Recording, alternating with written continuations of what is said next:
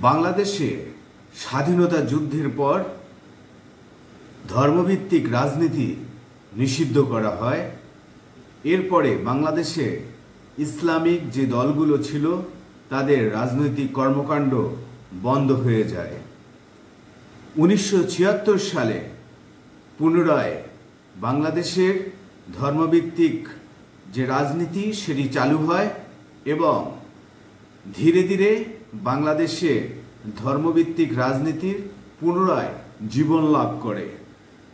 তখন বাংলাদেশে ধর্মভিত্তিক রাজনৈতিক দল নিবন্ধিত ছিল 10টি। এরপরে বিভিন্ন সময় ধর্মভিত্তিক দলগুলো বাংলাদেশের জাতীয় সংসদ নির্বাচনে অংশগ্রহণ করে এবং বিভিন্ন সময় তারা বিভিন্ন দলের সঙ্গে জোট করে। কখনো বিএনপির সঙ্গে জোট করেছে, কখনো আওয়ামী লীগের সঙ্গে জোট করেছে, আবার কখনো ইসলামী দলগুলো একক হয়ে সেই একটি জোট তৈরি করে নির্বাচনে অংশগ্রহণ করেছে। তবে ইসলামিক দলগুলো সেই যে জোটবদ্ধ হয়ে বাংলাদেশে নির্বাচন, সেটি প্রায় 45 বছর আগের ঘটনা। অর্থাৎ 1979 সালে ইসলামিক দলগুলো জোটবদ্ধ হয়ে জাতীয় সংসদ নির্বাচন করলেও এর পরবর্তীতে আর কোনো নির্বাচনে ইসলামিক দলগুলোকে জোটবদ্ধ হয়ে জাতীয় সংসদ নির্বাচনে অংশগ্রহণ করতে দেখা যায়নি। হঠাৎ করে আজকের এই আলোচনার বিষয় হলো আগামী বছর যে জাতীয় সংসদ নির্বাচন হবে সেটিতে ইসলামিক দলগুলো জোটবদ্ধ হয়ে অংশগ্রহণ করবে বলে একটি বার্তা রয়েছে এবং এ নিয়ে ইসলামিক দলগুলোর মধ্যেও নানান ধরনের কথা হচ্ছে।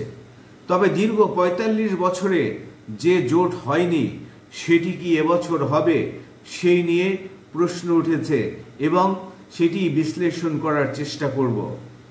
আপনারা জানেন যে বাংলাদেশে মূলত ইসলামিক ধারার দুটি রাজনৈতিক শক্তি খুব শক্তিশালী। একটি হচ্ছে জামায়াত ইসলাম আর একটি হচ্ছে কওমিপন্থী যারা রয়েছেন তারা। জামায়াত ইসলামের সঙ্গে বাংলাদেশের অন্যান্য ইসলামিক দলগুলোর মতভেদ বা মতপার্থক্যের অর্থাৎ ইসলামিক কিছু বিষয়ে তাদের মতপার্থক্যের কারণে দীর্ঘ এই 45 বছরে জোটবদ্ধ হয়ে তারা কখনো নির্বাচনে অংশগ্রহণ করেনি বা করতে পারেনি। একাধিকবার চেষ্টা করলেও শেষমেশ জামাতের সঙ্গে বাংলাদেশের অন্য ইসলামিক দলগুলো জোটে এগিয়ে আসেনি।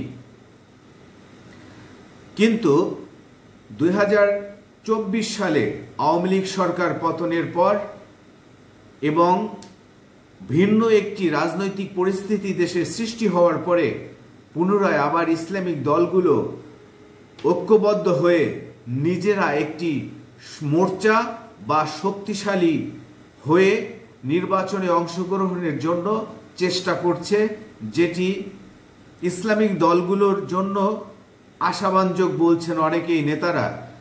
গত 2 সপ্তাহ আগে সোহরাওয়ার্দী উদ্যানে যে চরমোনাইয়ের নেতৃত্বে ইসলামী আন্দোলনের নেতৃত্বে যে একটি সমাবেশ হয়েছে আমরা দেখেছি, সেই সমাবেশে বাংলাদেশের সকল ইসলামিক দল এবং অন্য রাজনৈতিক দলের নেতারাও গিয়েছিলেন, বক্তব্য দিয়েছেন এবং ইসলামিক দলগুলো সেখানে একটি ইঙ্গিত দিয়েছেন ইসলামী আন্দোলন যে তারা আগামী নির্বাচনে ফ্যাক্ট হবে এবং তারা ঐক্যবদ্ধ হয়ে নির্বাচনে অংশ নিতে পারে।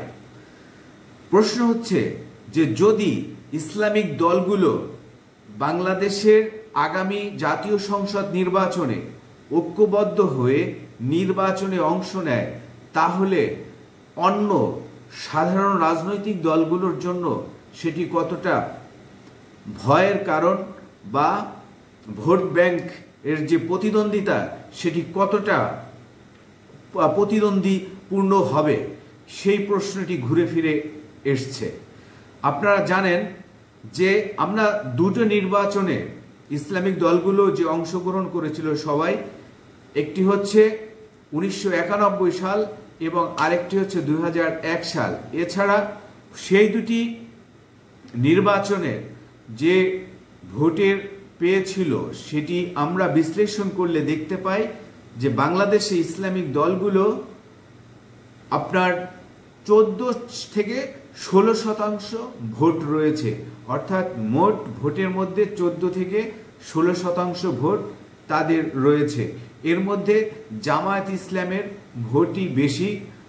অতীতের যে আসন পাওয়ারকে কেন্দ্র করে আমি বলছি, অর্থাৎ অতীতে যে নির্বাচন হয়েছে সেখানে যে আসন পেয়েছিল জামাতই, দেখা গেছে যে অন্যান্য ইসলামিক রাজনৈতিক দলের তুলনায় জামায়াত ইসলাম বেশি আসন পেয়েছে সব সময়।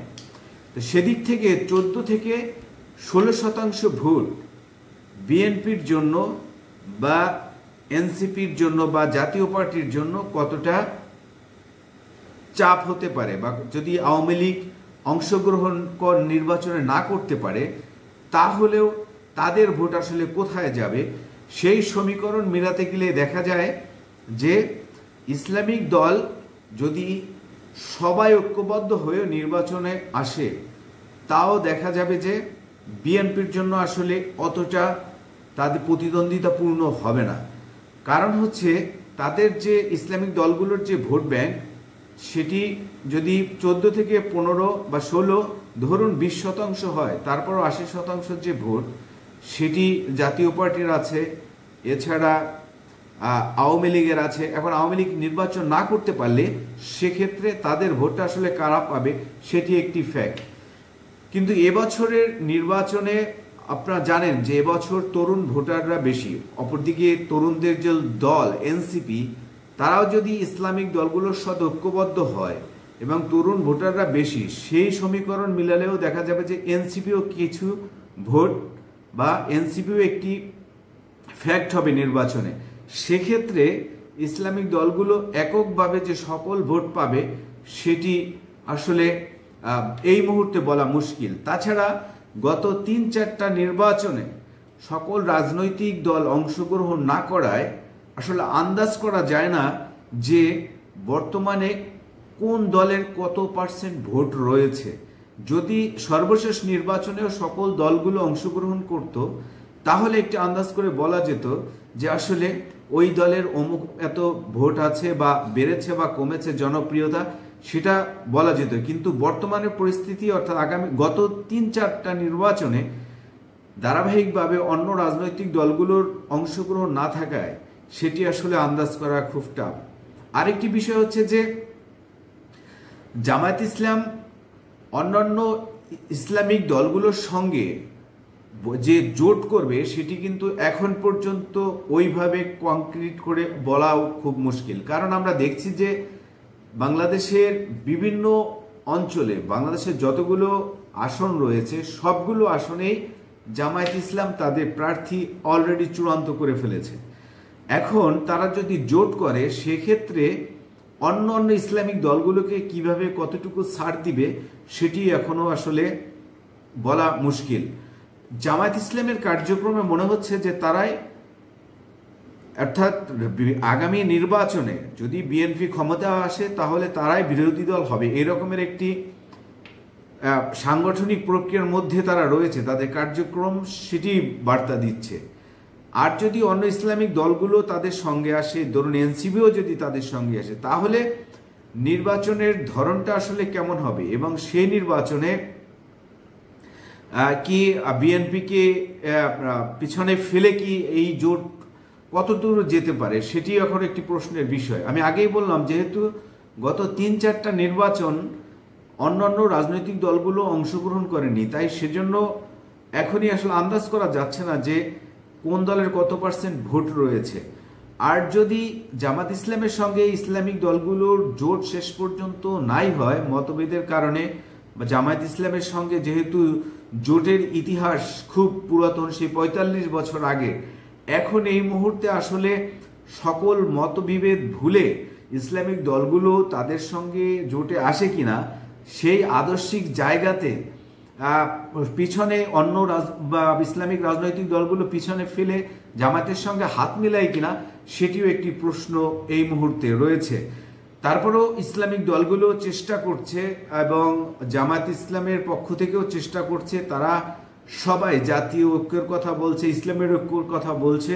শেষ পর্যন্ত আসলে নির্বাচনের আগে ইসলামিক দলগুলোর মধ্যে কোনো ঐক্য হয় কিনা সেটি এখন দেখার বিষয়। আজকের এ পর্যন্ত, সবাই ভালো থাকুন, আল্লাহ হাফেজ।